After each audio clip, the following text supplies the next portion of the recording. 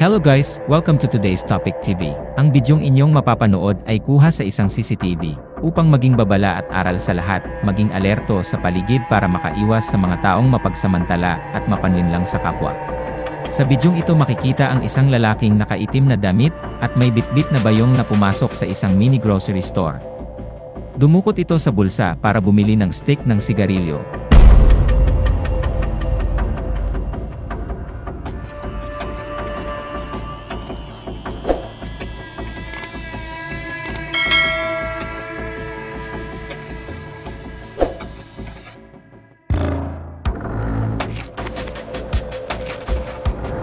Maya-maya ay sinundan ito ng isa pang lalaking nakaitim na nakasombrerong puti. At isa pang lalaking naka-blue. Ang lalaking may bitbit ng bayong ay dumiretso sa dulo na kunwari ay pipili-pili. Samantalang ang dalawa naman ay aali-aligid sa tindera. Maya-maya ay lumabas ang tindera para magbalot ng paninda. Ang matandang lalaking nakaputi ay isang customer na nag-aantay, at agad itong nilibang ng lalaki para harangan ang lalaking may bitbit na bayong. Maya-maya ay sumilip ito sa likod ng counter para hanapin ang bag ng tindera. Subalit nabigo ito nang pumasok ang isang babaeng napatingin sa kanya. At ang lalaki na may kunwari ay kumuha ng biskwit. Hanggang sa bumalik na ang tindera at nabigo silang makuha ang kanilang pakay.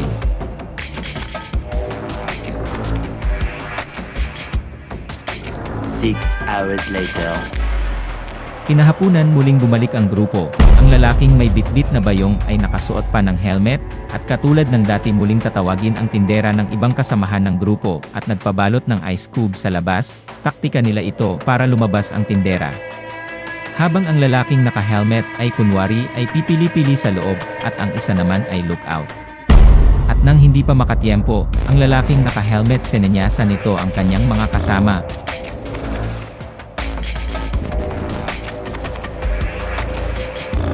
At sa pagkakataong ito ay apat na sila, at para mawala sa atensyon ang tindera, pati ice cube ay pinatimbang pa nila.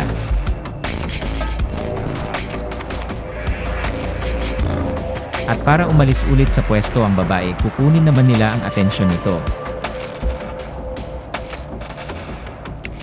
Tinawag ulit ang babae para ipabalot ang grocery na kanilang kinuha malayo sa counter.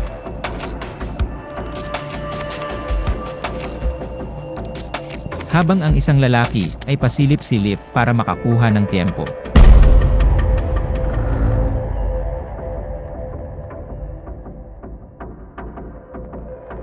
At para di na makaalis pa sa kinatatayuan ang babae, nagpatimbang ulit ito ng bigas.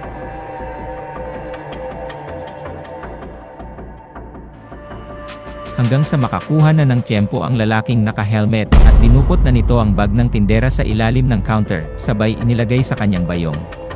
Maya-maya ay isa-isa nang naglabasan ang kanyang mga kasama.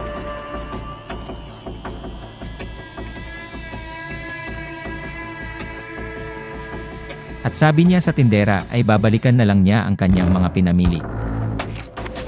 Takang-taka at gulong-gulo naman ang tindera na iniwanan ng grupo.